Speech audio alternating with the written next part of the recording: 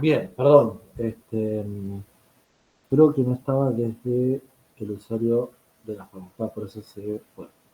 Bien. eh,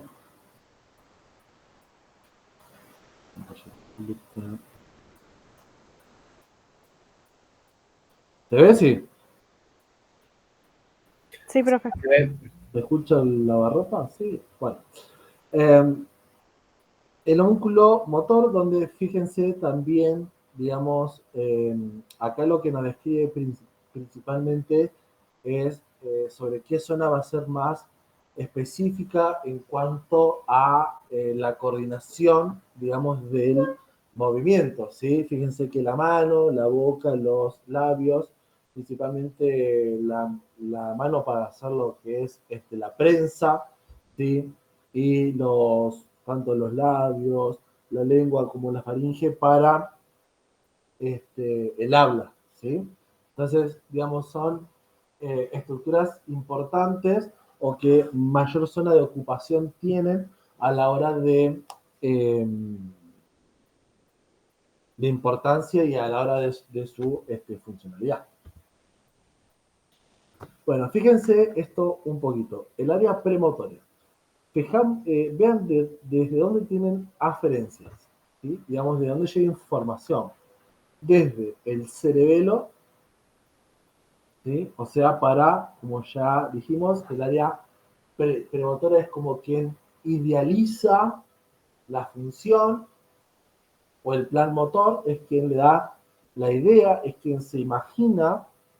Entonces el cerebelo tiene que estar en conexión con esta zona para también saber en, en esa preparación del movimiento cuáles son los músculos necesarios que yo voy a necesitar, valga la redundancia, para ejecutar un determinado movimiento desde el cuerpo estriado, ¿sí? Para saber las conexiones que voy a utilizar entre ambos hemisferios.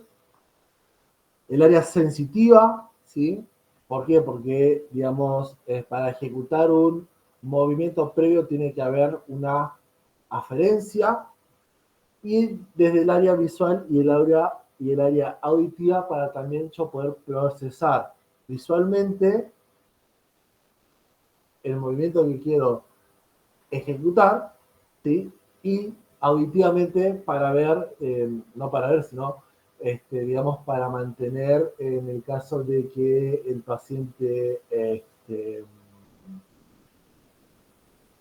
no tenga visión, ¿sí? Estas personas desarrollan el sentido de la audición para poder generar un movimiento tal vez un poco más adecuado para su discapacidad, ¿sí?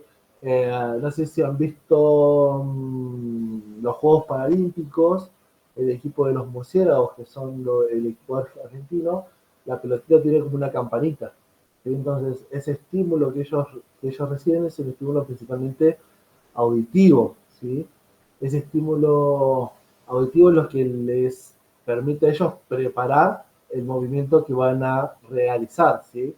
Determinan la distancia de la pelota, dónde está la pelota, o a qué zona, a qué zona, por ejemplo, en los penales, eh, hay alguien atrás que hace ruidos, ¿sí? Para que sepa en qué posición o en qué zona está el arco. Todo eso, toda esa información que llega al área premotora les permite a estas personas tratar de imaginar qué movimiento tienen que hacer y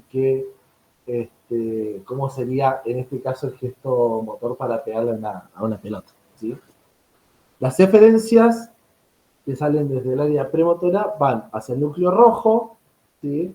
Que también interviene en el control del tono muscular, van hacia la corteza motora primaria, ¿sí? Que es quien va a ejecutar posteriormente este movimiento, hacia los núcleos de la protuberancia, hacia el cuerpo estriado y hacia la formación reticular, ¿sí? Recuerden que la formación reticular era uno de los principales o uno de los que controlaba el tono muscular, en este caso el extensor, ¿sí? Y bueno, ¿cuál es la función del área premotor es la programación de los movimientos. Recuerden que los pacientes que tienen lesiones, ¿sí?, de todo lo que es el área motora completa, la fase de programación de movimientos muchas veces lo tienen alterado, ¿sí?, como suele pasar en los pacientes con accidentes cerebrovasculares que son netamente motores. El área motora suplementaria. Profe, le hago una pregunta. Sí, Eh, el teórico de Kremer dice que de la corteza prefrontal va a la M2 o a la premotora. ¿Es sí, así? sí, sí, sí, sí, ¿También? sí, sí, Ah, ok. sí, sí, sí. Gracias. El área motora suplementaria, en este caso va a recibir aferencias tanto de los núcleos de la base. Recuerden que el área motora suplementaria es quien termina de preparar ese programa o esa programación de movimiento que se produjo en el área premotora. Por eso tiene aferencia de los núcleos de la base que le van a dar, en este caso, van a ajustar y coordinar principalmente la utilización de los músculos. El cerebro va a darle equilibrio a esos músculos y coordinación. El lóbulo parietal le va a dar sentido, ¿sí?, las aferencias le van a dar sentido a lo que él quiere hacer. La corteza motora primaria va a ser quien va a ejecutar esa acción. Y el área suplementaria del lado opuesto, ¿sí?, digamos, tiene que haber una interconexión necesaria para poder ejecutar tanto el movimiento que se va a hacer del lado homolateral como el movimiento que se tiene que ajustar hacia el lado contralateral, ¿sí? Entonces, las aferencias entre ambas áreas suplementarias tienen que estar en interconexión, ¿sí? Por eso acá debería ir el cuerpo estriado como para que sea un poco más amable la diapositiva y que se entienda, ¿sí? La interconexión siempre es entre los hemisferios, ¿sí? Tiene que haber una interconexión, porque recuerden que cuando la información desciende, esta información se cruza. ¿Entiende eso? Sí. ¿Entiende, no? Sí, sí. Bien.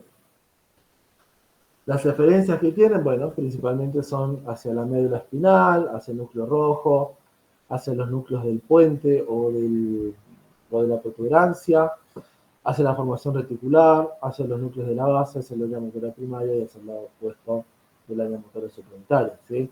Fíjense que todas las referencias hacen referencia principalmente a la ejecución y al control del movimiento. Hay alguien que quiere entrar, ¿no?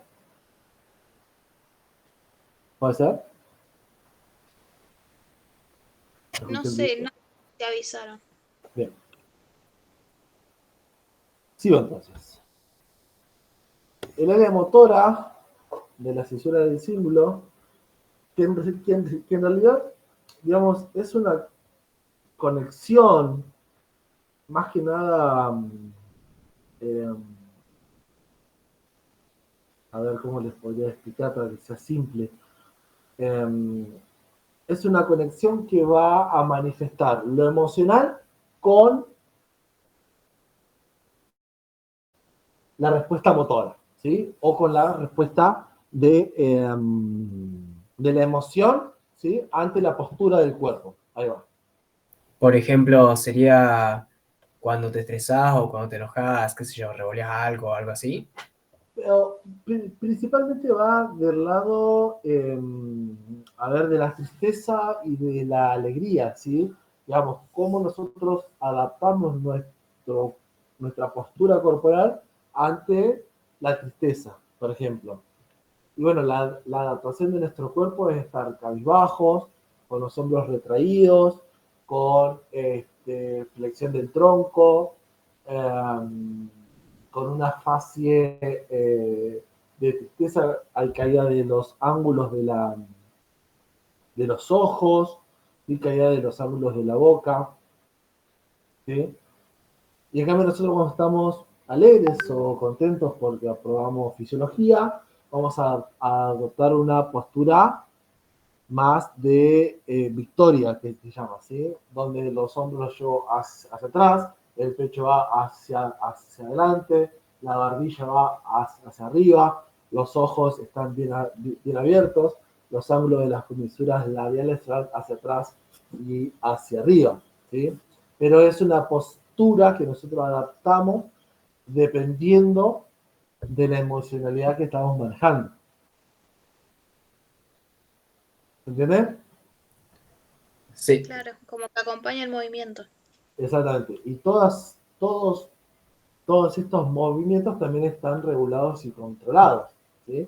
A ver, nosotros cuando tenemos un paciente con parkinsonismo o con enfermedad de Parkinson, estos pacientes, una de las facies o la fascia característica es la fascia mímica, ¿sí? Es una fascia inexpresiva. Yo no sé si ese paciente está alegre, yo no sé si ese paciente está triste, digamos, lo que es la conexión entre el sistema límbico y el área motora, como que medio como que se pierde, ¿sí? Además, este paciente adopta una postura de triple flexión, por ende yo no estoy muy seguro si el paciente está en esa postura porque está triste, por ejemplo, o porque ya es precisamente de la enfermedad. Obviamente, después me voy a dar cuenta que es precisamente inmediatamente de la enfermedad por, eh, por la semiología característica de estos pacientes, ¿no?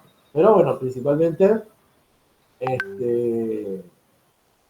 el área motora de la fisura del cíngulo se relaciona mucho con lo que tiene que ver el estado emocional del paciente. ¿Sí? ¿Me entiendes? Sí, sí, sí. Bien. Eh, bien. Bueno, esto es la vía piramidal. Se la dejo para que la vean y la repasen. Bien, fíjense, acá, esto es importante, ¿eh? No porque lo tomen, pero hay muchas veces que digamos, no creo que lo tomen en el parcial, pero por ahí sí lo suelen tomar en el final, ¿sí? Fíjense que nosotros tenemos vías que son córticos subcorticales. Es decir, la conexión que tenemos entre la corteza, ¿sí? Y los núcleos subcorticales. Tenemos la vía córtico-estriada, ¿sí? Que principalmente hace conexión con el núcleo neoestriado, que es la conexión entre el núcleo caudado y el putamen, ¿sí? Que son los ganglios de la base. La conexión entre la corteza y el núcleo rojo, que tenemos la vía córtico-rúbricas. Conexión entre la corteza y el núcleo rojo. La conexión entre la corteza y la sustancia negra, que tenemos la vía córtico-nigra, y la conexión entre la corteza y la formación reticular, que tenemos la conexión córtico-reticular, ¿sí? Fíjense que todas estas conexiones son tanto aferencias y eferencias que llegan desde las distintas áreas motoras, ¿sí? Fíjense, aferencias del cerebelo, del cuerpo estriado y eferencias hacia el núcleo rojo, la corteza motora primaria, etcétera, etcétera, etcétera. Todas estas vías que nosotros vemos acá van a estar constantemente intercambiando información entre ellas a la hora de ejecutar un movimiento, ¿sí? Todo lo que tenga que ver con lo que son los núcleos de la base, ¿sí? Tanto la sustancia nigroestriada, como el núcleo rojo, como la sustancia negra, pero principalmente todo lo que es núcleo rojo y los ganglios de la base van a tener que ver con la coordinación del movimiento.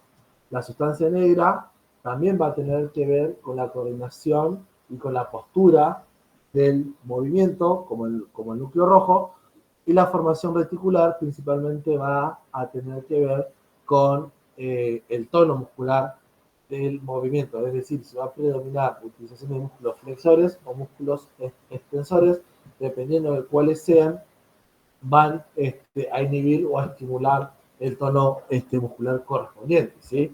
Digamos, no solamente es de la formación reticular, sino que es de todos, pero tanto los ganglios de la base como el núcleo rojo como la sustancia negra no solamente tienen actividad a nivel de inhibir o estimular el tono muscular, sino que también tienen funciones de coordinación del movimiento.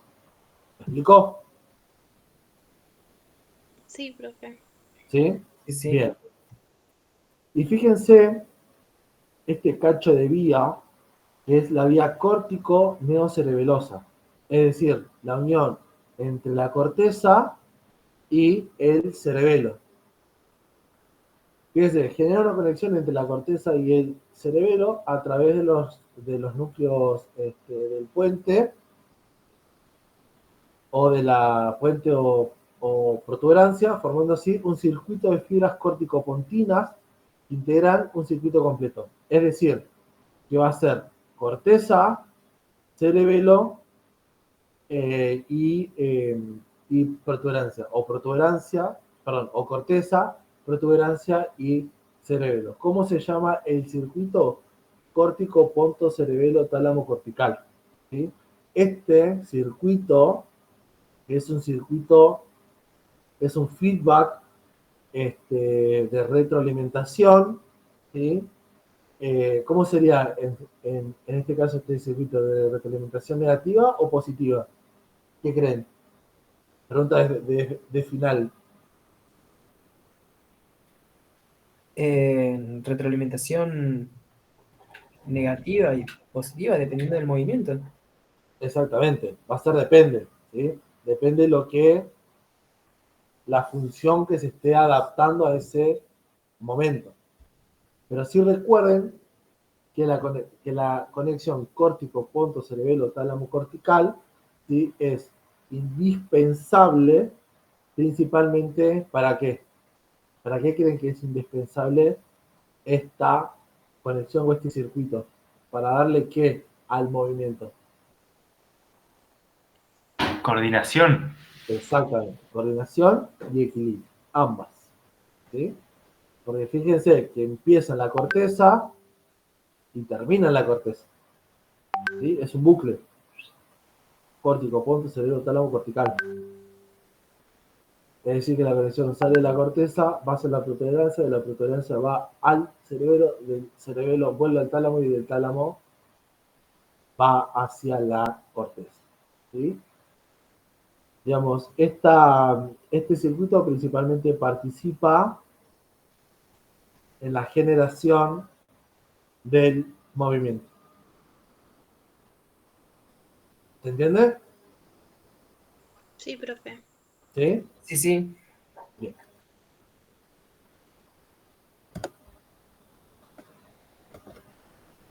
Las vías subcórtico-medulares, es decir, la conexión entre los núcleos subcorticales y la médula espinal.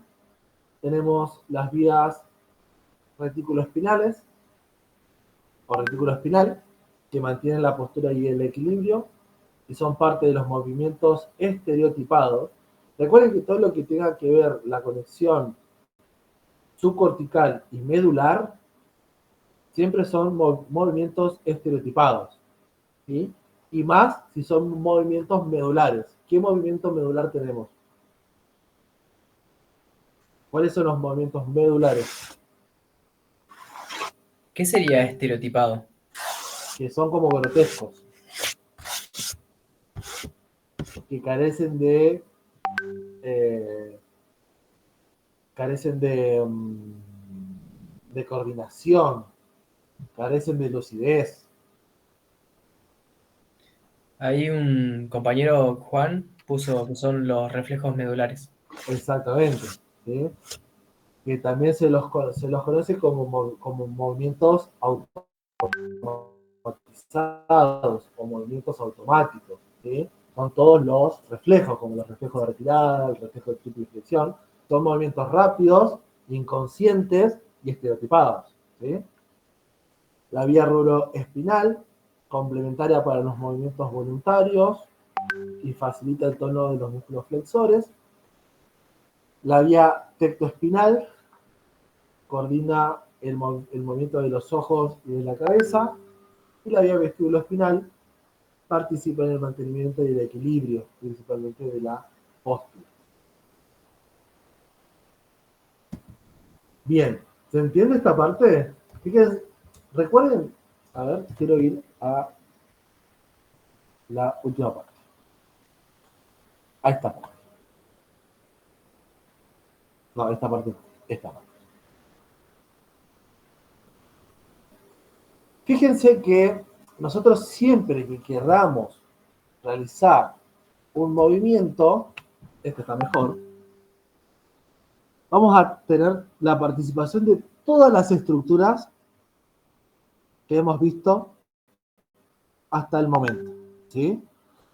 Ya sea del tono muscular, del reflejo miotático, de las áreas motoras primarias, suplementarias, del área premotora, y Sí, obviamente Fran me habló participación del antes que tú. área Fran me habló a las 9:30 y tú sensitiva, a las 9:34. sensorial, Ahí yo le ¿sí? dije que, o Entonces, sea, Fran fíjense me dijo que acá, tú rendías fisio, entonces yo le dije que se quedara tranquilo, cuando que yo nosotros daba cavidad, recibimos que tranqui.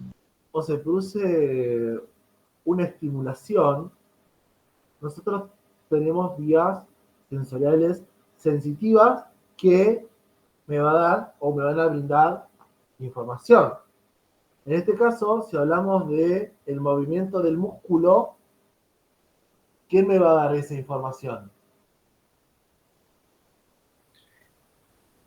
¿Qué receptor me va a dar esa información? Las propioceptivas pueden ser.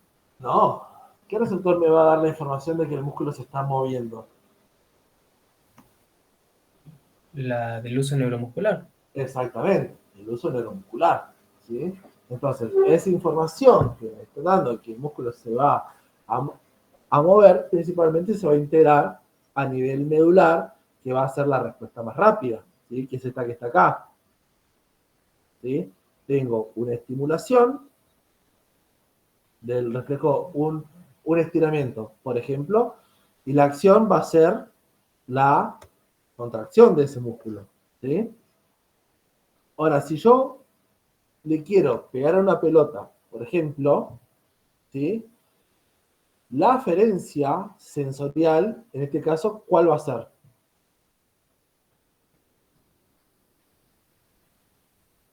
Si yo le quiero pegar a una pelota, ¿cuál va a ser la aferencia sensorial? Ver que la pelota está viniendo y prepararse para mover los Bien. músculos y tratar de Entonces, pegarle. ¿cuál es la aferencia? ¿De qué tipo es? Visual. Visual. Exactamente, muy bien. Es una aferencia visual. Entonces, esa aferencia visual sube, ¿sí? Sube hacia el tálamo y hacia el área visual, ¿sí? Entonces, de ahí, de la zona sensorial, yo tengo que pensar y ejecutar una respuesta ante ese estímulo visual. ¿Me siguen? Fíjense que ese toque acá. ¿Bien? Bien. Sí. Yo cuando vi la pelota, yo ya me preparé en mi área premotora cómo es el gesto deportivo que yo debo realizar. ¿Bien? Sí. Ok. Fíjense que como dijimos en las filminas o en los slides anteriores, filminas que dijo eso, tenemos conexiones principalmente que van sobre la corteza motora desde los ganglios de la base. ¿Por qué? Porque yo necesito coordinar, necesito pensar y determinar cuál va a ser el movimiento que va a hacer. Y acá tenemos el circuito de la corteza y el cerebelo. Fíjense que el cerebelo envía también aferencias a los núcleos de la base que indirectamente se van a asociar con la corteza premotora y con la corteza motora. Principalmente con la corteza premotora para darle también coordinación y equilibrio al movimiento que yo voy a realizar. ¿Me siguen? Sí, sí. Sí. Bien. En el área motora primaria es quien va a ejecutar esa acción que va a ser principalmente pegarle a la pelota. ¿Sí? Entonces, el área motora también va a recibir aferencias desde los ganglios de la base y desde el cerebelo, indirectamente. Pero va a generar lo que es el circuito córtico, ponto, tálamo, perdón, ahí va, ponto, corteza, protuberancia, tálamo, cerebelo, corteza, ¿sí? Este microcircuito que se genera acá. Profe, Entonces, sí, disculpa, hay un chico en sala de espera. que espere. Ahí la ventana. No lo encuentro, ¿eh?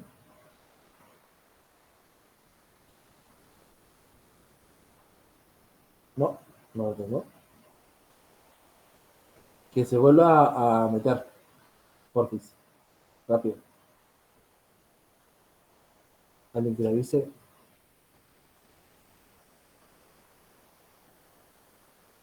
Así lo metemos. O desistió. Bueno, me avisan cuando esté.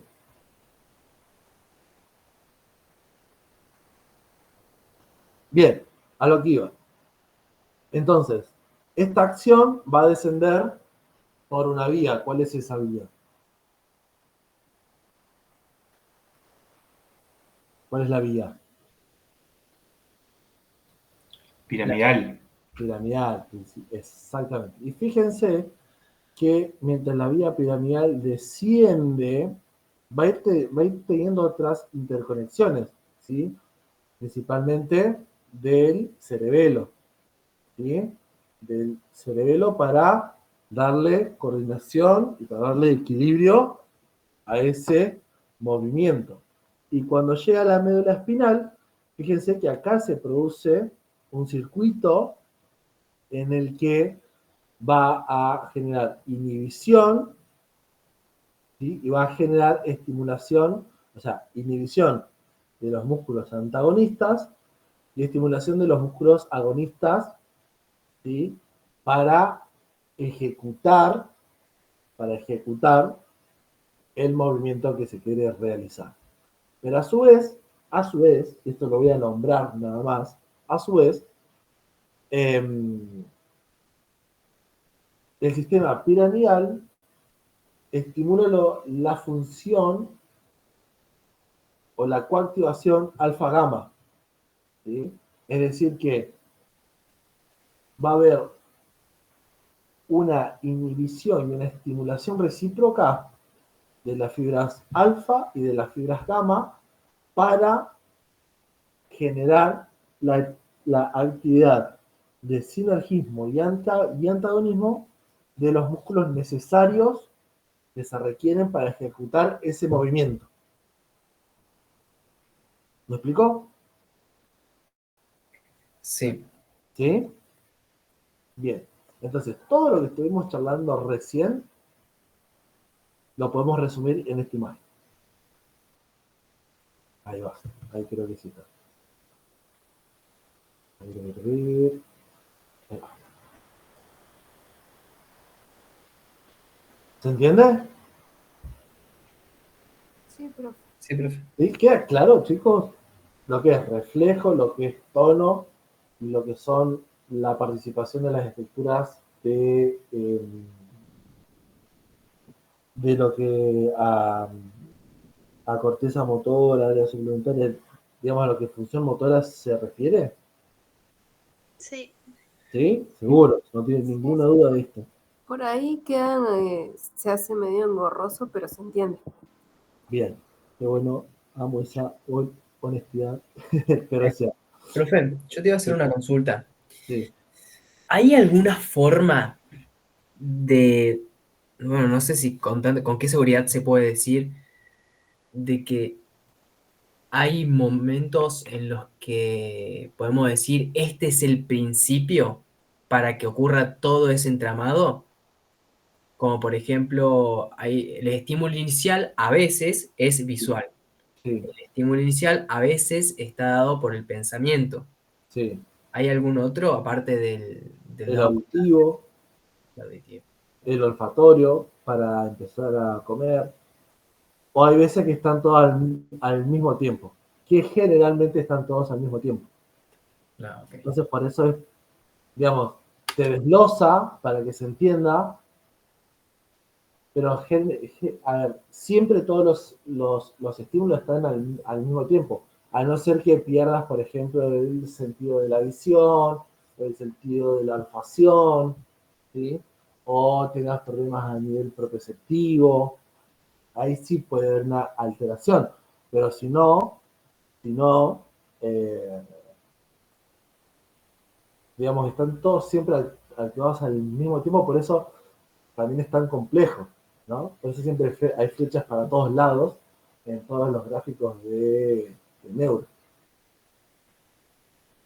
¿Se entiende? Sí, sí. Bien. ¿Cómo están para repasar un poquito de sensibilidad? ¿Están muy cansados? ¿Quieren que lo dejemos acá y lo retomemos el jueves? Como ustedes quieran. La verdad, profe, yo Sí. ya estoy por hoy. No sé el Bueno, resto de los compañeros. los escucho, chicos. Yo no tengo problema de si quieren repasamos el jueves y repasamos el viernes. No tengo ningún problema.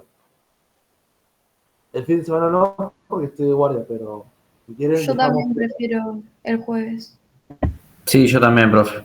Bueno, entonces el jueves repasamos un poquito de lo que queda de sensitivo, que es bastante rápido, pero prefiero que lo entiendan. Y vemos si hacemos algo de inmune y el viernes terminamos lo de inmune. ¿Les parece? ¿O no les parece? Sí, buenísimo, sí. ¿Sí? Sí, Bien, profe. profe. Sí, Bueno, profe. recuerden que esto es una guía, ¿sí? Después amplíen un poquito más con sus lecturas y con el trabajo práctico, ¿sí? Cualquier duda, lo tiran al grupo o me lo hacen de forma privada en el